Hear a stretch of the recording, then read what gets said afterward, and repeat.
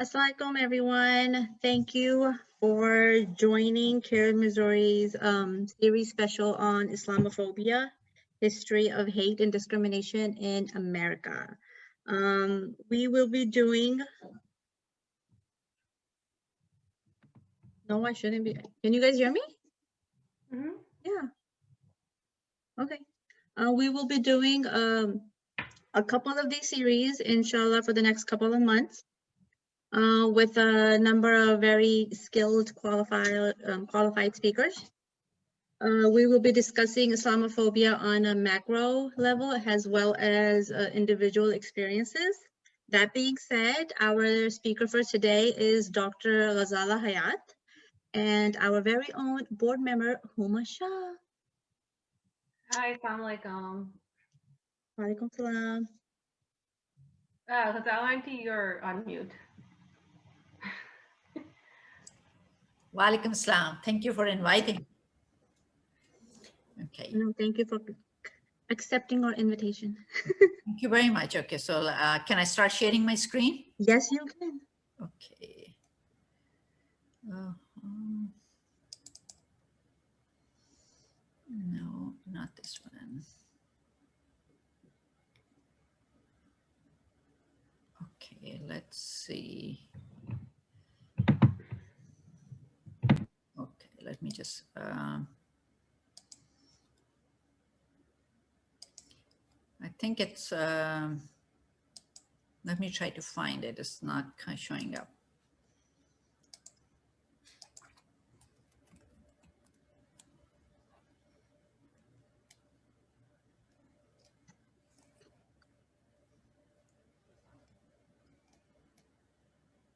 Oh, here we go. Okay.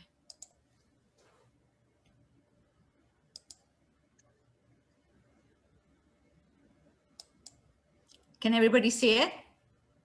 Oh, no, your screen isn't sharing right now. Oh, okay. Okay, let's say share screen. How about now? Yes. Okay, I'm sorry about that. I think it just, I turned it on for beginning and then, okay, well, thank you very much. It's very kind of you to invite me. And I mean, I don't consider myself any expert on this, but I did, since I have come to States, which is almost 40 years, that I've kept on learning what's happening. When I go through this, so I was asked to talk about expectation from the new government and also the Islamophobia. So basically what I'm going to talk about, I just want to first go through Islamophobia briefly. Most of you are very aware of it. It usually happens, I always call about it's like having kind of a checkerboard pattern or a puzzle that we all have some pieces, and somebody else can give you a little bit of a tip how to take care of the different issues. Feel free to ask me questions. I think some questions were already sent, and at the end of this, I will go ahead and address all of those. It's possible that most of them I will answer during giving me a talk from this perspective. Another thing, by nature, I am usually optimistic. I look at always that if the glass is half full or half empty. So when we're going to talk about Islamophobia, as I say, I'll give you an example and go from there. And I'll talk about both those half full and half empty. In 2001, when 9/11 happened, I was the chairperson of Islamic Foundation of Greater St. Louis at that time.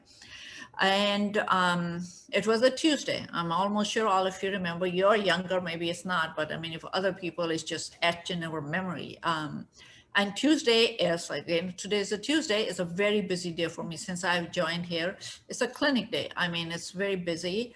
And what happened is I was driving and I always used to listen to KMOX and they were going over news or something and it was literally so boring. So I turned on the music. I said, there's nothing in the news. And then I reached hospital. I went to my staff lounge and getting coffee. And I just saw this one building, one of the Twin Tower was showing some, smoke. So I asked the lady who used to help us when they were serving at the staff lounge, I said, what is this? She said, oh, some Cessna hit the building, you know, kind of somebody, she said somebody, small plane by mistake has hit the building. That's why there's all this smoke. I said, oh, okay. And I still have. I mean, most of you, I was just drinking coffee and looking at the TV, and I was ready to go to the clinic, and I saw the plane coming, the next plane. And then I just like, you know, most of that time now they don't show that scene, but it went through that, and immediately I knew it was a terrorist attack. Were you in New York at that time, or were you always in Missouri? No, I was in St. Louis. I was Okay. looking at the screen. No, I was looking at the TV screen. Okay. And then I went to the clinic, and it's just like, you know, within half an hour, this and that, one tower has, you know, collapsed. Another one is just like, at the patients kept on coming, and we went for the lunch staff lounge, and I still remember everybody was quiet. I don't know. And by then we knew, at least we strongly suspected that it was like some terrorist who happened to be Muslim. And I did not know how people were going to react or anything. And then immediately we started having this because of Islamic Foundation. We called because the school, they started getting threat at the Islamic Foundation. So they closed their school and everything. And then the TV people, they called, they came to the hospital. And so this happened. And then on Friday, a lot of non-Muslim call, and they said they're going to come and be at Islamic Foundation to help, you know, like non-Muslim to like be with us, show their solidarity. So I was driving from home, and my daughter called, and she just hysterical. And she said, you have to come home right now, because we're getting calls at home, and these people are saying, leave this country and this and all those things. So I said, don't worry, I'm on my way. So I came home, and then we called the police, and they said they couldn't track it because it was from some, you know, like at that time it was like payphone, almost 20 years ago, or whoever did it is from there. And then I asked my daughter, I said, we're going to have to go to Islamic Foundation because our non-Muslim, they're all coming there. And we went in there, and I remember hundreds, I think lots of non-Muslim showed up, and they were just there. And I saw my daughter's all things change from our home to Islamic Foundation, which is like just maybe less than 2 blocks from here. And her face lit up because she saw that America is not all about the telephone she received. It's like there are also people who were there.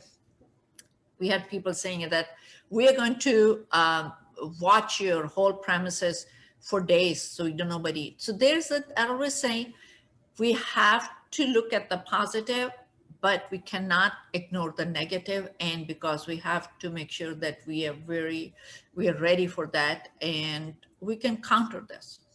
So what are the expectations from the new government? I will go over briefly the history, and then we'll decide where we go from there. Okay, so what is phobia? Almost all of us know what it is. It's a Merriam-Webster's dictionary is an exaggerated, usually inexplicable and illogical fear of a particular object, class of objects, or situation. So is Islamophobia just a phobia, which is just exaggerated fear? Like I have exaggerated fear of, I mean, all of the, even cat or dog. I mean, a lot of us have it. That's a phobia, okay? Some people have phobia of drowning. Some people have claustrophobia. Those are different. But I think we need to also know that the phobia, we cannot just label it only phobia, because it reaches to the level of racism, discrimination, all those things. So it has not stopped at that level yet. It is much worse than that. So we need to call it what it is. It's more than Islamophobia. We can't leave it like that. Okay. So as I say, it's not just fear of Islam, which is inexplicable or wide, but it's usually against Muslim being Muslims. So some of the people who are, if we want to call Islamophobic or kind of this, especially, I don't want to call right or extremist group who are Islamophobic or have this hatred against Muslims and Islam. There also this overt or covert that they don't want Muslim to become part of the society at equal levels. So this is, I said, this is racism. So we have to fight it at the level that's what it is. Now the question is, Sana and Dara asked me in Beaver Center, what was about this Islamophobia before 9/11? To be honest, before 9/11, I'll tell you my personal experience, but then if you look at the historical facts, that's not what happened. My daughter had a very good statement at that time. She said, we were under the radar, and after 9/11, we are the one focus of the, especially West at that time. People did not know it because I know before that, a lot of people at work, okay, you're Muslim, they might have some wrong impression or wrong ideas, or sometimes they didn't even know it. Oh, okay. Oh, Pakistan. Oh, that's the same Pakistan and India. Let this kind of like knowledge people. And now I think they can find a lot of Middle Eastern countries on the map at that time. But at that time, we knew that day, all of us knew that there will be immediate reaction and then there will be a delayed reaction. So immediate reaction, I just mentioned briefly that will happen. There was against, and then there were a lot of people stood. And we have to give credit to President Bush at that time. That's what we're going to talk about. What's the expectation for the government now? So in that context, just going to mosque and saying not all Muslim, it's not Islam, it's not this, sends a message. Does it change the people who are Islamophobic overtly or covertly? Probably not. But it puts kind of a lid on that, or people who are, I always say, like a fringe, they might stop. So you're decreasing the, intensity and frequency of this racism. So at that time, doing this, although at the same time, President Bush used the word crusades. I don't know if you remember, he said the word used.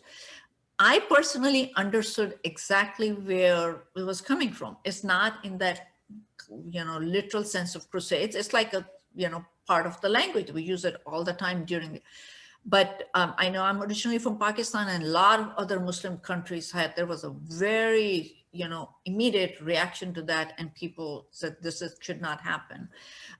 That's what they're talking about. And they had to kind of, walk back to what have been said.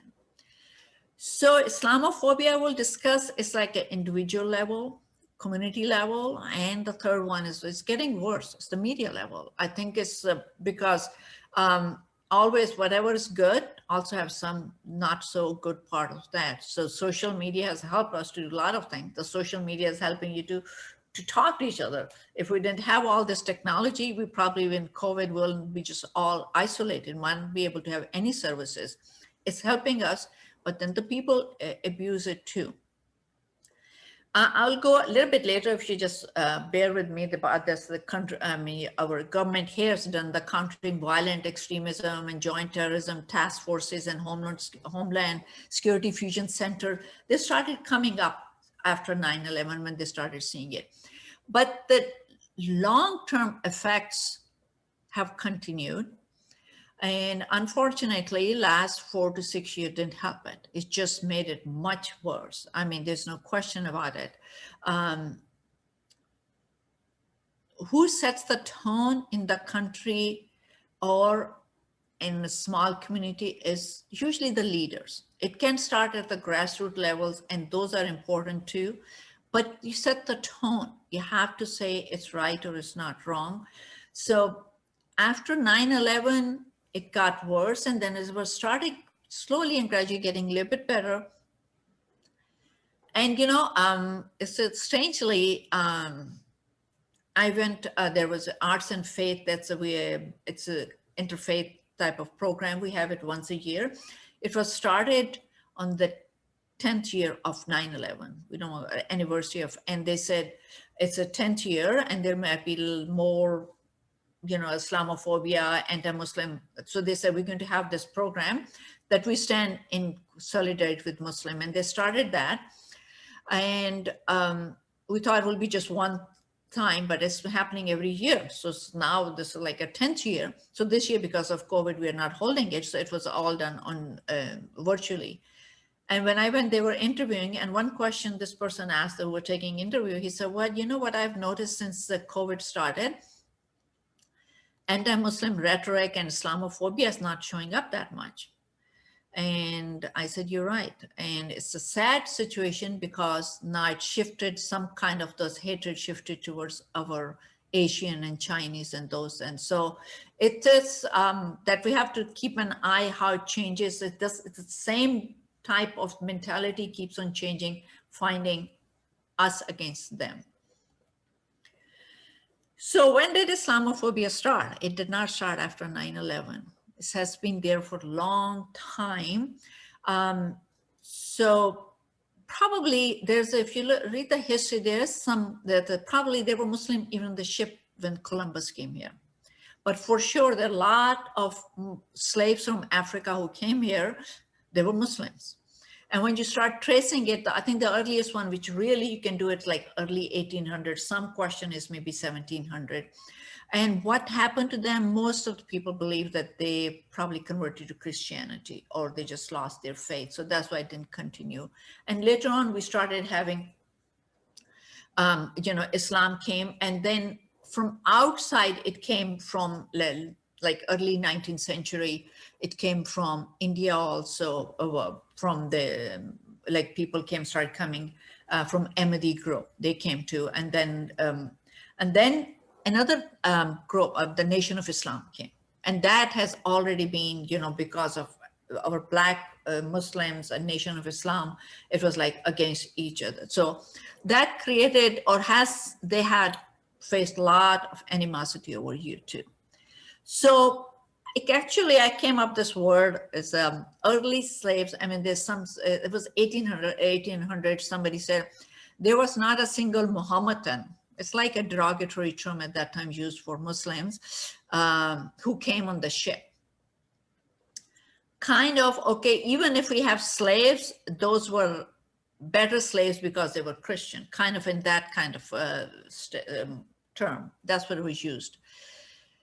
And then there are a couple of other things which led to this entrenched that kind of, even if they can't pinpoint what happened to some people, is that, and the subcontinent, we call it Ghadar, it's like 1857, when it happened, that was British government. So British people here, they had a lot of things because they thought that revolt was started by Muslims. That's what they believe. So they think that how also they started kind of not having this very positive thoughts about or positive representation of Islam and Muslim. Then there's another thing which I take it as, should take it as a compliment, is that Christian people going, and somebody wrote it and he said, I'm forgetting his name. He said this, Muslims are very I'm prefacing, very averse to conversion. They believe that their faith is the best and all those things, and they will not, and they're very strong compared to Hindus in India, like for conversion. So that was against also that we don't like them because they are not paying attention to Christianity. So that is another which I did not know before till I read about it. And I said, okay, that is another thing, because yes, that is. We will see more people converting into Islam. Unfortunately, now we have seen Muslims, especially converting to other faiths too. But as a rule, most of the time, Muslim, we believe that's what it is. So I put it this quote unquote, that's a conversion, aversion, and that they didn't like it. Okay. Now, so that means this, we had this Islamophobia, or not very positive image of Islam and Muslims before that. And then we have history of crusades, which is part of the Christianity history that continued. And then, as I said, after 9/11, it hasn't helped and it's gone worse.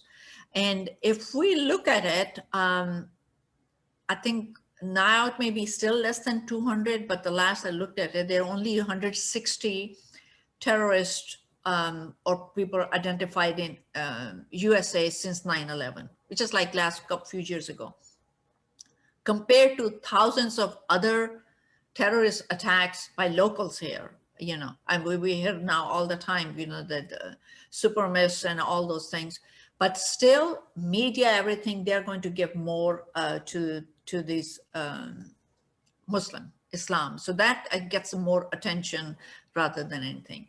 Now, this is, these are all Gallup survey from 2011.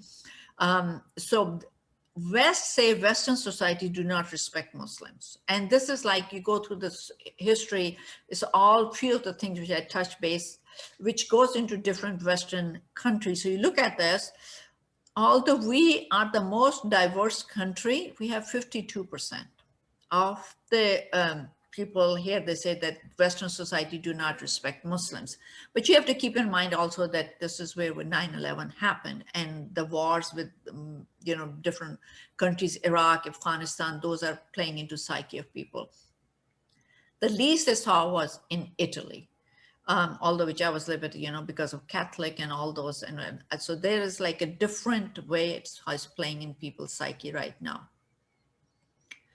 Now, this is just, it's a little bit busy slide, but what I'm going to just say is like, who with great deal of prejudice, who are the people who will have the great deal of prejudice towards Muslims or sometimes even other people? So if you have high school or you have some college, you're more likely to have prejudice, okay? So these lower one, the light one, are high school and some college. If you're college graduate, postgraduate, it's much less likely that you will have any prejudice. This is specifically, they were asking about Muslim, compared to then so that may also play another role in what caused the last 4 or 5 years, because the group, you know, they say that with the President Trump, the non-college educated group was higher in his, the supporter. So that might play into this too, that those have like more negative, and so to play to their ideas, to their, you know, make them happy. I think that's why some things started. I always say that first time I heard when President Trump said that I'm asking for complete and total ban, you know, I'm paraphrasing, that was even before he became president. And I listened to it and I just literally, I laughed. I said, for a split second, I say, here he goes again with another new thing. But for a split second, as soon as I heard this, everybody clapping and laughing, that's when I became quiet. I said, this is serious. That means there are people who are a large segment of the society who's buying into this racism and Islamophobia. So the question is, what are the expectations from the new government? You know, we always, okay, so I'm not going to get into any politics, but what is Islamophobia? Is this just like against? The question is also one of those questions is about the politics, everything. It's not against. The Islamophobia is less of a hatred of the faith itself. It's also politics and politicization of that plays a major role. So first thing is the pulse of the society will not change. It will be, this is the same society. You're not changing people. You have a different administration coming into that. So what my assessment is, what probably will decrease is the rhetoric. The hate speech from the highest office will be much less, hopefully. Rebuke of hate speech.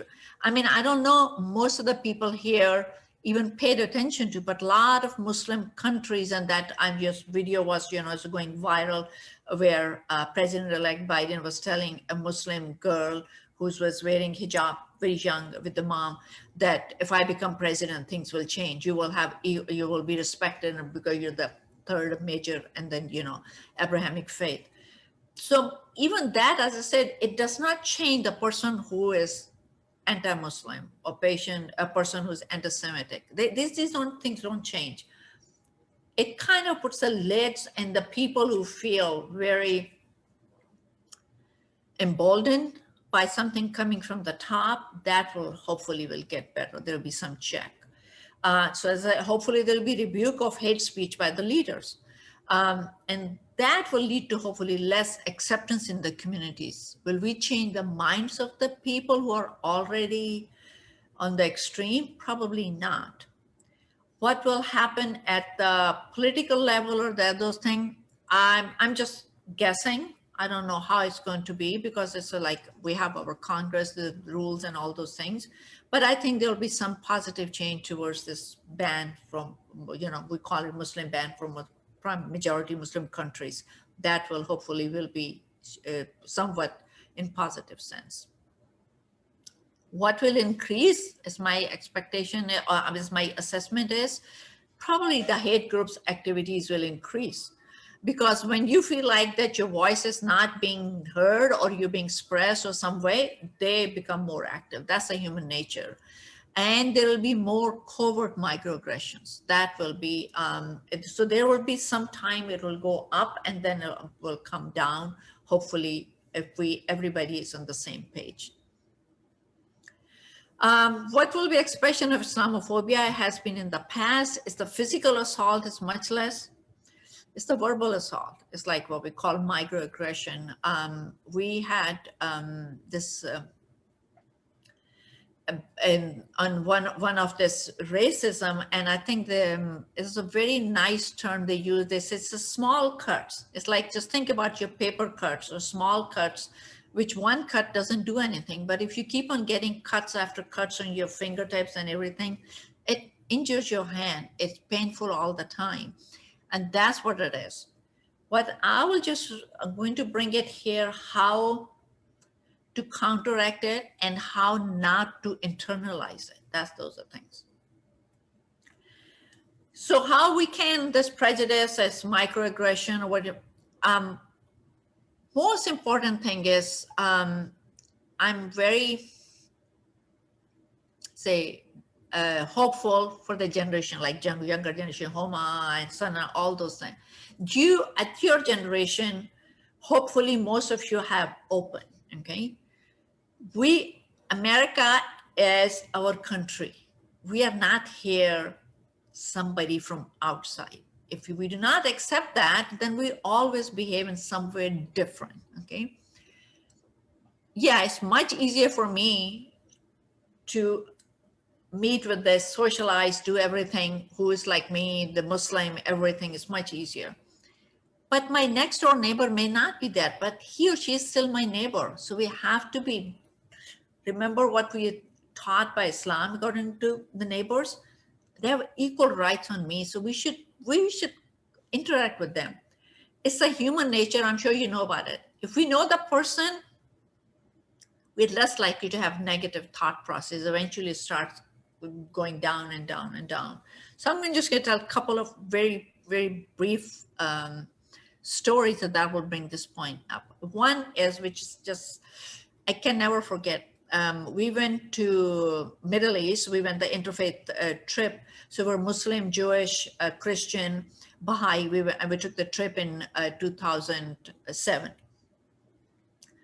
So there's a small town in Israel where I'm forgetting the name, but I think it's like kind of there are Arab and Muslim, the Jewish and Muslim both live together in a small community. It's like totally different from the rest of the Israel. They live together, they're like everything, just like one of the most, I'd say, peaceful community. So they came and we were having discussions. The Muslim leader of that community, he said, so we asked, how is it working? And he said, we have our, challenges. He said, when the Intifada started, my son, who is only 8 years old, came to me and he said, I want to get a lot of rocks so I can throw it on, let's go to there, close to the western wall and start throwing these stones on people. And he said, I was horrified. I'm in part of this community where we are teaching that we can live in peace and we can respect and love each other. So he said, why do we have to go so far? We are here. Our next door is Jewish. Why don't you go and throw a stone at them? He said, no, I cannot throw in that. He's my friend. He's my school buddy. He said, oh, okay. Well, the other person he named, he said, he's going to come back from the army pretty soon. You can throw a stone at him. He said, no, I cannot do that. He brings me chocolate. He's my best friend, kind of those. So when you know, these things will start breaking down. So make an effort. We are in minority. Don't expect majority to make an effort. They might, but we should make an effort to go and know. Most of the people are not prejudiced. Either they are ignorant, or if we don't go and tell our side of the story, they're going to listen to the other side of the story.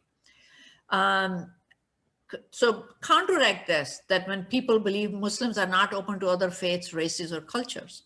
I always tell people, I say, I give you every right to claim that you have full, or the whole truth in faith, but I expect that you're going to give me the same right too, that this is my faith and this is what I believe.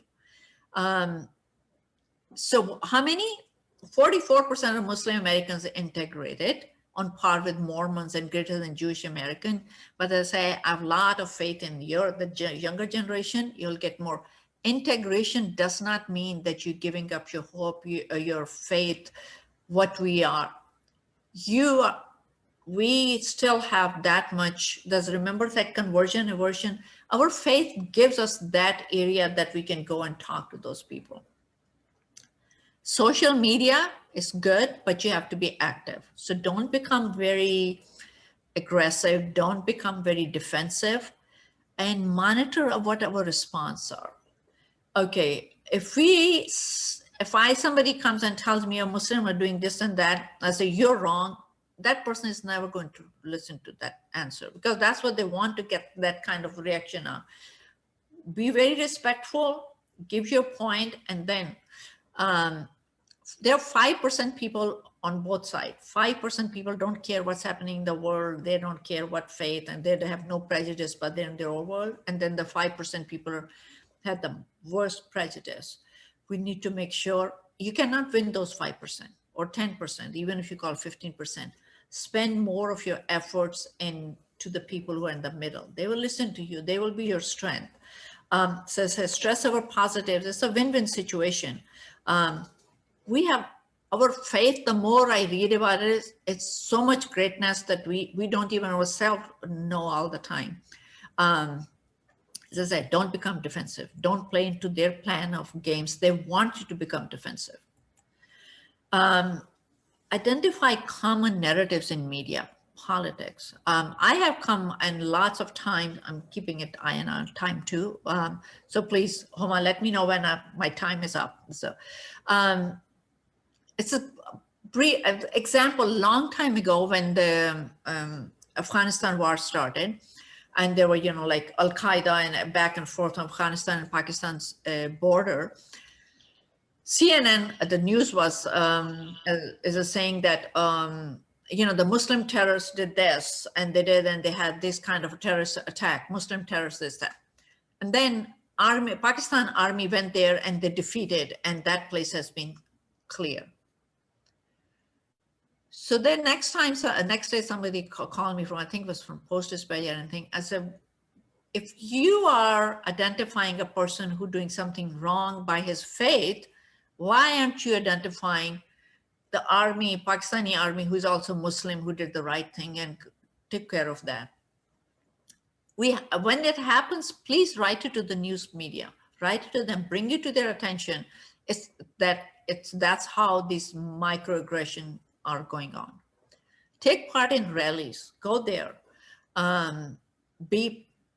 Unfortunately, what it is, the most of us who came from South Asia, we came from those societies that these rallies and all those democracy was not very mature. So we never thought that this does anything. We always thought you went to rallies, you're going to get hurt, or these are not the good people in there. So we never took part in it.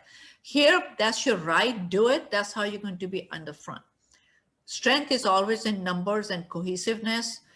Don't make, one thing I'm so much against is, okay, we have this small group is doing this, and then another group comes up with a different name, I'm doing this, I'm doing this. You're breaking yourself up. just join under one umbrella. That's where you will have more powerful voice. MSA, as I say, young generation, I always believe they are our best resources.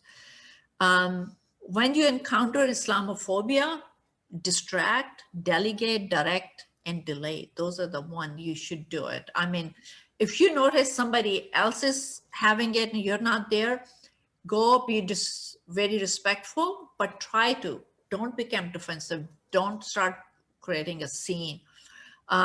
If you can, record it. You know, media, that's what it's going to do. Just record it, and that will help us too. Ghazala auntie, I'm going to jump in here. I was just wondering, can you maybe give us an example of when you've used these 4Ds to fight or encounter Islamophobia? Okay, let's say somebody, let me give you an example. Somebody is wearing a hijab and we are in a, let's say, grocery store somewhere, and somebody says something. Okay, I will give you an example. One of my friend, and I thought, how would I have done it? She is, they're very well-to-do. She was in a bank, and she actually helps her husband's practice. And she was at the counter, and she's going through money back and forth, and it's taking forever. I mean, it's not because she's very well educated, speaks English, everything. The person behind her kind of said, oh, but she was wearing Pakistani clothes at that time in the bank. Why don't you go back to your country? And so the actually, what's his name, manager came and stopped it. And I thought, if I was there, what would I have done? I would have probably got very angry, but I said no. But then I read it, okay. So I would go first, the person who is being harassed or is being, ask that person and see if you can. The best thing is, if you don't think that the person who's aggressor or is harassing is not violent, then try to come in between. So you're distracting that person's what it is in front of them. Okay, delegate, take it away from that person who's being harassed. Would you like to move here, or would you like me to help you in any way? Mm-hmm. Or directly towards that person who's harassing. Mm-hmm. Okay. And once, and usually it's a good thing, just look in the person who's harassing, look in their eyes, be direct, but be respectful, and delay in any case. You know, why are you saying, if I were there and I were angry, I say, if somebody say, go back to your country, and one time I said, you know, then only people who can stay here are the Native Americans, right? Everybody should go back to his or her countries. I mean, the Muslim, maybe some Muslims are here for centuries. We are obvious because we are not Caucasian, but everybody's, you know, grandparents, great grandparents, they came from other countries. And I always say, okay, if we're going to use that sentence, then only people who deserve to live here is Native American. And when I said that, I think there was one Native American in the sitting in, and he was very happy. He said, I like it. So that's what you do it. Try to just delay and see if you can. And hopefully that way you teach the other person to, yeah, there is somebody else to help. Now, another thing is, I put it Islamophobia. Please, Mm-hmm. anybody else who is being also, you know, any other. If you see a Jewish being attacked, go and help them. If a black, do attack those them. That's a really good point, because we can't expect people to stand up for us if we're not standing up for them. Exactly. I mean, I think, not to get too political because we're trying to avoid that, but I think that's why it's so important that Muslim people be a part of the Black Lives Matter movement. That's right. Because a lot of the issues that have affected them have affected us, especially after 9/11. We were very much targeted by law enforcement. That's correct. So, I mean, exactly, stand up with other people. Japanese underwent, and you know, they had internment. Mm-hmm. Now our Chinese friends are, so stand up with them. And mm-hmm. somebody says that, so those are, talk to your children. I mean, those are the things I would say. I will stop here and give the time for questions. Well, I had one question for you, because you touched on microaggressions in your presentation. What are the most common forms of microaggressions that you think happen within the context of Islamophobia? I mean, there are lots of them that you have the most commonly, I think it happened, which bothers me the most, is at the school level. Okay. Okay. The children, you know, that's what bothers me. I said, if it's happening to me, I think I can deal with it. I can respond in hopefully a positive way or a mature way.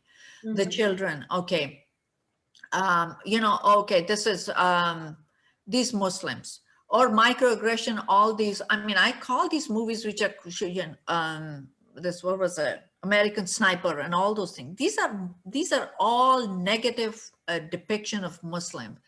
At work, okay, you know, they start talking about, and then suddenly, oh, immigration or something, they keep quiet. Or they don't know about civilization and those kind of, you know, there are small things here and there. Also, I mean, one thing I would say, if somebody asks you a question and you feel that either it's ignorant or they're being intentional, I always give benefit of doubt that it's probably they're ignorant, you know. Right. I was asked by a very good, our staff in my hospital, how did you become a doctor in Pakistan? So I didn't understand the question. Yeah. I said, I went to I went to med school. I mean, I thought, I mean, this is the way that I had amused as I went to med school. He said, no, the women have no voice there or something. And I just said, you know what? Immediately came to mind. I said, well, you know, I agree. There are some areas in our country, in Pakistan, that women don't have rights and we have to improve. And that has nothing to do with Islam. That's cultural. And I said, but let me bring to your attention, we are also the first one to have a woman prime minister. Right. And I say, you might not see that many judges here in America. I say, come to Pakistan, I'll show it to you. And I say, we have a med school for women. And I said, they're the dean and all those things. Another microaggression, I give this example to everybody. I won't name the person. I mean, I thank Allah, Mia. Everybody works hard here, everything, whatever I get, I say, Allah's rahmat on me. Somebody said, oh, our society is so open. That's why you got where you are right here in America. Thinking that. I said, so I looked at him and I said, no, let me tell you one thing. If I was back in Pakistan by now, I will be the dean of my university. You know, I said, this is like, I just wanted to bring it to their attention that there are people who put blocks in front of women here. They put, you know, this like, so these are kind of things saying that, okay, you are not this or that, or Islam teaches this. Mostly the microaggression will come women's rights and terrorism. It is interesting that you say that, and I think not all of it can be blamed on people. I think a lot of it is the representation that they see in the media, like it's this one-sided thing. And it's so funny, you brought up this question where someone asked you, how did you become a doctor? I remember this girl asked me, are the women in your family really educated? And on the inside, I will be totally honest, I was kind of offended. I'm like, you're assuming that I come from this, you know, oppressed background where in fact all the women from both sides of my family are incredibly educated. Everyone has a professional education, everyone works. But I think the view and the images that are in her head are very different about women in that part of the world. So I'm like, okay, there's a certain amount of brainwashing that has gone into this. And yeah, I guess it's important. Be tolerant when someone asks you a question. Educate instead of retaliate. Exactly, that's right. I mean, educate them. This is what it is. This is, I mean, and I think it's not only here. My sister lives in Australia, and the question was asked. She went there in '78. Sometimes in '80s, she was asked. So the first time you rode in a car was when you came to Australia. I mean, so she's very funny. She said, no, yeah, you're right. I used to ride on a camel to go to my university and then wrote all those articles and sent it here. I mean, they got that. She said, we have planes. That's how I came to Australia. I mean, this is so, I think that's what I'm saying. If first question, make sure you assess that it may be ignorance. So the person who asks you is ignorant, is not intolerant. But if we are not bring them into that sphere closer to us, then they will go to the other side. Yeah. You know, this is so funny. The way things happen, I'm handling a divorce case for a Muslim lady in the community.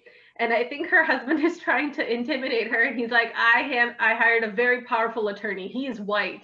And I think he's trying to imply that I'm Muslim and I'm Desi, that I don't know how to do my job. I'm like, look, we both have American law degrees.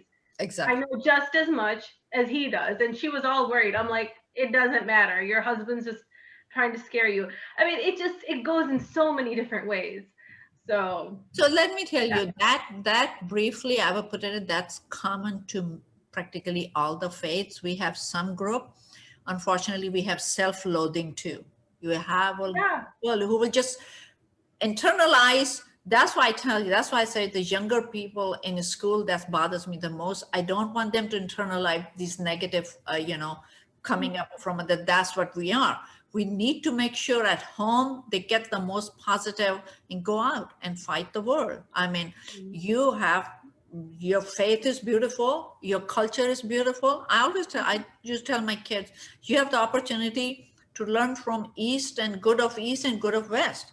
I mean, you're in the best position. Right. So I know. I mean, I think it's so important that you tell people, especially kids who are growing up here, that you should be very proud of your heritage and your background and the values that you were raised with. They're not wrong. There's nothing wrong. Bad, So yeah, definitely. You try to impart that on people. And it's an interesting story you brought about your friend at the bank. I was recently contacted by a Muslim man. I believe he's Arab, from Palestine or Jordan. And he and his wife were filing a divorce here, and they were having an issue with the haq mahar, right? And so they went to the judge here in St. Louis County, and they were presenting that issue. And because Islamic law is not recognized here, he's like, the judge got very angry with me. He's like, if you want to follow these, Sharia principles and stuff, go back to your own country and get a divorce there. So that's kind of a microaggression too. He's like, but I live here now, so I'm not going to go back to my home country to get the divorce, So I'm the wrong person. You're in law, and I see Noman do all this law. But I mean, haq mahar has nothing to do with Sharia law. It's a part of contract. They wrote a contract. You will be paid so much money. That's it. But they don't recognize it in Missouri. So I mean, he was like, but this is the contract. It was part of our marriage, and judge was just very angry and basically got rid of him. So I feel like when we're talking about personal experiences, when I was in high school and when 9/11 happened, I remember our principal calling all the Muslims into their office and telling us that if you guys are threatened or are afraid in any way, come directly to me. And at that time, I was like, what is going to happen to like Muslims now?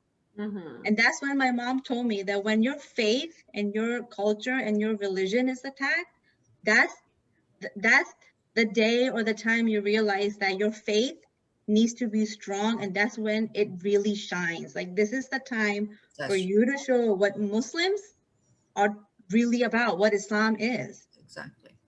And I will share a story about a friend of mine. This happened to her sister right after 9/11. I grew up in Chicagoland. So her sister, Arab girl, wears hijab. She was a nursing student. And within a couple of weeks of 9/11, there was like this whole anthrax scare. This guy went out and rubbed like white talcum powder all over himself. And then he pointed her out and he's like, that girl threw anthrax on me. And they arrested her. And it turned out to be a complete fake thing, but people were so scared. That's right. That was paranoid at that time. Those couple of years were very scary. Even before 9/11, I don't know if you guys remember the Oklahoma bombing. Yeah. Yeah. I mean, that was like, I think that was like the first major attack in America. And let's see, it was a terrorist attack. We ourselves don't use that word. I said, go and look at the definition of terrorist. Oklahoma was a terrorist attack. And all of these are terrorist attack. Why is that exactly? What is that? if somebody attacks and it's Muslim, you go and go, you're going to attack the country and all those things. And if it's a white nationalist doing the same kind of, even worse than that, that's freedom of speech. I mean, all which hurt people's property, everything. We have to look into that. Terrorism is terrorism no matter who commits it. Oh, yeah. True. Ghazala, Auntie, I wanted to ask you, I mean, you identified 3 levels on which to fight Islamophobia: individual, community, media. In terms of community, what do you suggest? What kinds of tactics or solutions are available to us? So that's exactly, community wise, we need to be, so look at the, we don't pay attention to what's being published in them. I mean, there are very few people who work with me. Noman is there. I mean, a couple of, we need to community level, look at what's in the news media, make groups, the younger people in journalism. I think the people who are in journalism or like law, what's being published, very positive, just write it to the news media. How many times we get letters to editors from Muslims? Rarely. I mean, how many, we have highly educated people and we don't get involved in that. Write just op-ed, write a positive thing, write about, we don't always have to write, oh, Islam is great. Just pick up some issues which is local and write it. That's when we'll start having positive image of that. Community level here, I was talking about, we should just start putting in ads on the radio, TV, you know, like other minority groups they have done. That's how we do it. And like invite non-Muslim to your places of worship. Another thing is invite non-Muslim to your homes, please. Okay. A lot of people, oh, I won't let my kids, school is fine, but they're not their friends. If non-Muslim, they were more than welcome to come and stay our home and spend night here. That's what I was open. I said, you can come and stay here with my kids, you know, it's the same way. Mostly eventually they gravitated more to, this is like, come up with that. We are open. We have this great faith and the community, the other thing is get involved, like you already mentioned. We are doing much more this, and during COVID is go to soup kitchens, go to like other, so we need to do 2 things. We need to fight it. We also need to elevate that our image. Building our image is our job. Yeah. It's not going to come back. I shouldn't say come back. It's not going to be there without us doing anything. I so that's another thing. The same thing I learned when we went to that Israel, the trip we went to. We were sitting in Tel Aviv, and the rabbi said something which clicked to me so much. It means so much. He said, because Muslims have been majority all throughout the history, even while you're a minority in Israel, they behave as majority. And we have been minority all our life, and we behave as, even we are majority, like we are ruling, because Muslims say, oh, I don't care. They don't think good of me. I don't need to go and explain it to them. No, explain to them. They don't know it. So that's a community that we have to write articles, invite them, go and meet with them, have panel discussion, all those things. You know, you brought up an interesting point about inviting people. I remember when I was in college, Ramadan was, you know, during the school year. So every day there used to be like an iftar. Students would take turns bringing it. And there was this one Hindu guy who would come to like all of them. And then one day he brought iftar for all the students. It was like must have been at least 100 of us. And he's like, you guys have been so nice to me. And you have come here and let me eat for free so much that I thought it was the least I could do to like give back to you guys.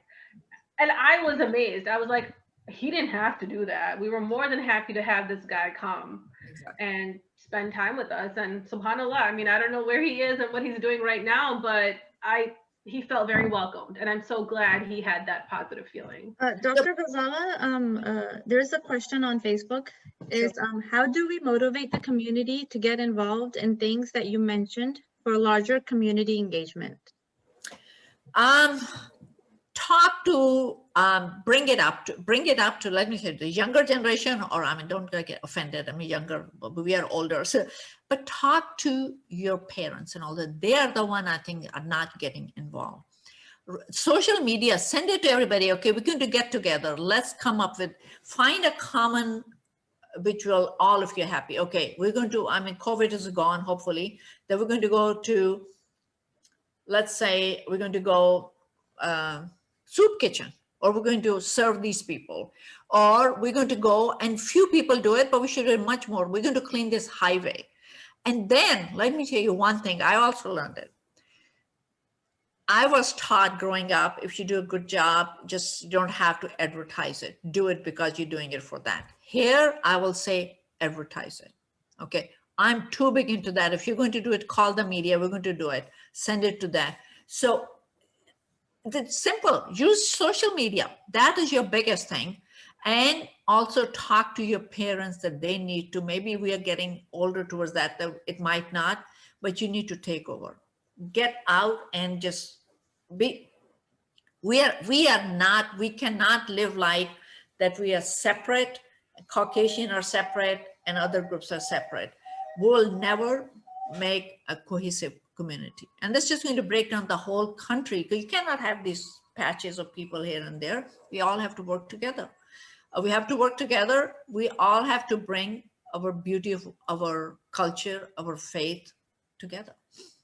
We can offer a lot. One thing is start reading about your faith. That you know, I mean it. We think we know our faith. We don't. We just know basic. That's a very important point. I think this is an issue for, I think, a lot of us. When someone asks you a question, you need to give an educated, appropriate answer. Yeah, and using, yes, knowledge is power. Knowledge, yeah. Educate yourself about the pressing issues so you can talk to other people about them meaningfully. Well, actually, we learn more about, I always say going to interfaith panel discussion, I learned more about Islam myself. Rather, I learned about other faiths too, but I learned about Islam a lot. You know, I think this is just a guess, but I think when you grow up in a Muslim majority country, the way my parents did and stuff, you take certain things for granted. You assume they just know it. And exactly. Over here, they don't. Like recently, I was at a networking meeting last week, and I thought everybody here knows about Ramadan and Eid. And this lady was like, no, I don't know. And she has to be my mother's age. I was like, oh, I mean, there's so much awareness now in the last 10, 15 years, but she didn't know.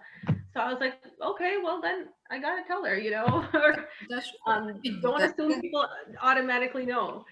So, because I was like, no, Eid is our big holiday, Christmas is not. And that's how the conversation got started. Call people on Eid. I mean, invite them, They will be happy to come. Go to law enforcement agency, just drop some cookies or something, or next Eid, hopefully it is, just in your area, cook something or something and just take it for them. You'd be surprised how much positive feelings it creates, you know. Talk with them. They're not our enemies. And let me tell you, even if they have negative thoughts, if we keep on doing right things, I mean, we'll be fine. At other levels, most of our communities are doing great. You know, most are educated, they're good, you know, positions, everything, we do everything right. I mean, most of the people, who was that, Van John on CNN, he said, you should be lucky if you have a Muslim neighbor, you know, because how good they are at all those things.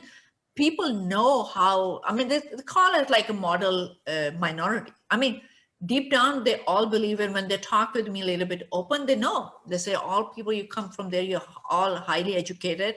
And they also know that most of the highly educated, or the called cream of the crop, just came out.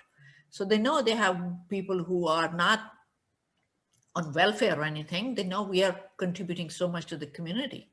So I mean, there was a time, like long time ago, where you would say, I'm from Pakistan, they go, where is that? And if you, and you're like, oh, it's beside India. They're like, oh, okay. Yeah. And even now, like, not now, but like if there was like a majority Desi or Muslim like houses, people would move out. But now it's the opposite. They're actually looking for Exactly. neighborhoods where you have Muslim communities, because you know that's where it's safest. You Exactly. know the schools are going to be great. That's right. The neighbor isn't, yeah. That's So right. it's, Because exactly. I mean, Sana, you brought up an interesting point. My mom lived in London for a couple of years in the 60s, right?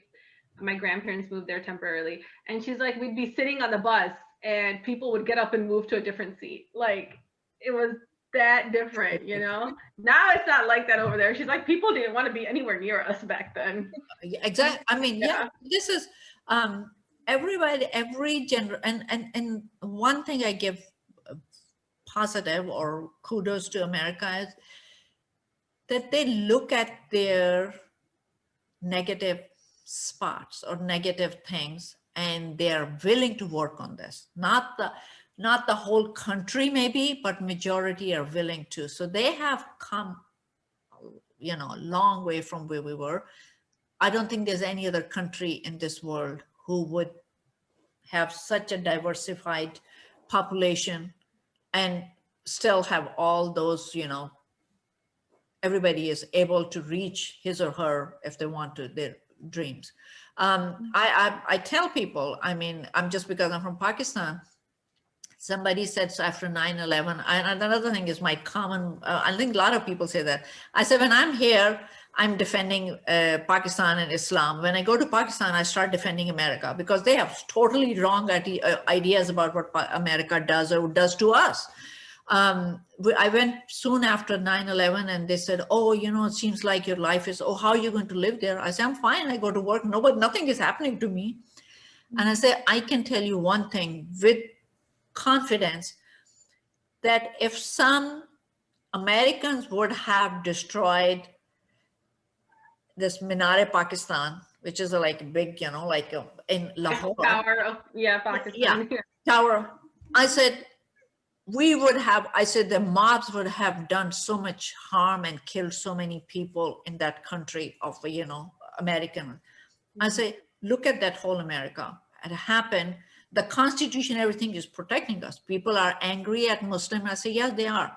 I said, but the Constitution and what it is, that protects us. And there's this middle, which majority I told you, which came to mosque and everywhere. They are the strength of this community, this country. They are the backbone. Yeah. Yeah, they are. And then we need to be with them. That's what we need to do. okay, No, so I know, despite everything, sorry, Sana, I cut you off, but a lot of times when people have problem or trouble or they need a referral or guidance, the masjid is the first place they go to. So. Well, masjid is because it will slowly change. It will become like other countries. Masjid is because our first generation, when we came, that was the only place which was our anchor, you know. We got for children education, we were meeting everybody. So that is, masjid will still be for all, for the faith and everything, but social and political outside there will also thrive. So ladies, we have about 5 minutes left. I'm going to open Facebook if they have any questions they want to ask Dr. Ghazala. Okay. And then Sure. let's see. But I do want to mention with CARE Missouri, as you guys know, it is fighting for civil rights for Muslims in America. And with the $30 recurring donations, you do get a CARE water bottle and a CARE mask, CARE Missouri mask. Huma, do you want to add anything about CARE Missouri? Yes, CARE Missouri is awesome. Nice. No, alhamdulillah, I just wanted to say that CARE Missouri is very much alive and well. I know because of COVID-19, we have been a little MIA, but we are very much working hard behind the scenes. There was some restructuring we need to do. We have added people to the board. So, and hopefully, inshallah, in the upcoming months, we're going to start getting more active. Like this whole Islamophobia conversation that we're having, Sana was the one who organized it and set it up. And you can hear my kid in the back. And we are hoping to do a series of these. So stay tuned and please join us. Yes. So looks like Dr. Ghazala, we don't have any questions since we answered the questions that we had sent before. So thank you so much for coming. And it was a very detailed presentation. Yes, Thank you thank so you much. for spending your time with us this evening. Thank you so much. Good luck. And we all need to work together. Yes. Yeah. Thank you. Assalamu alaikum. Walaikum salam. Happy holidays, you guys. You too.